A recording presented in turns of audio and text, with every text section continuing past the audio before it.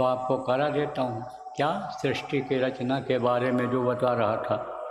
तो ऊपर से ये धार उतरी, शब्द की धार नीचे आई और इन लोकों की रचना करती चली गई। बड़े बड़े लोक ये बनते चले गए और जीवात्माएं जो खचाखच भरी थी, असंख्य थी, उनमें से कुछ जीवात्माएं इनमें समझो डाल दी गई इन लोकों में।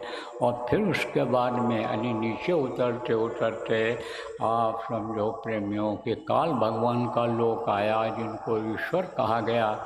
उनके हाथ में ये जीवात्माएं आ गईं और मसाला उनको मिल गया कि जिससे उन्होंने इधर सृष्टि की रचना किया। तो कौन सा मसाला मिला उनको? ये सूरज मिल गया, चंद्रमा, सूरज चंद्रमा मिल गए उनको जल मिल गया। जल आप ये समझो पृथ्वी, अग्नि, वायु और आकाश, ये 5 मसाला जो है ये मुख्य है। इन्हीं से सब समझो आपके इन्होंने इधर रचना किया है।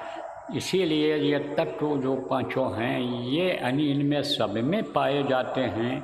आप समझो कि चाहे ये उपज हो, चाहे आपका समझो कि जड़ वाले जो पौधे हैं ये हों, चाहे आप समझो जल के जीव हों, चाहे ये पिंड हो, पिंडी शरीर हो, तो सबकी इन्हीं से रचना हुई है। किसी में 1 तत्व मिलेगा आपको, किसी में 2 मिलेगा, किसी में 3, किसी में कल बताया था आपको।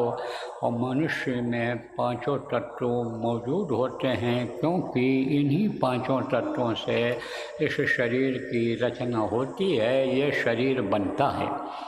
कहाँ बनता है? माँ के पेट में बनता है।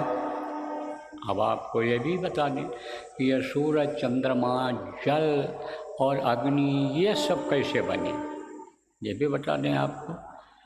यह भी बना आप समझो कि ऊपर की ही शक्ति से यह भी बना और एक दूसरे से ये पैदा हुए। ये इस तरह से ऐसा हुआ है। तो आपको थोड़ा संक्षेप में बता देता हूँ। देखो, जैसे आवाज़ वहाँ हुई थी, आवाज़ सब जगह हुई है। जब नीचे की रचना करने को हुआ है तो आवाज़ सब जगह हुई है। सतलोक में भी आवाज़ हुई थी जब जीवात्माओं को उतारना था, तब ये जीवात्माएं घबराई थी।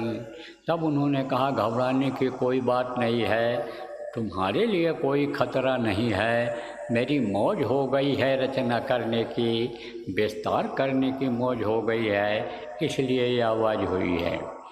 और फिर ये आवाज़ हुई तो वो आवाज़ क्यों होती है? जब घर्षण होता है किसी चीज़ का तब आवाज़ होती है।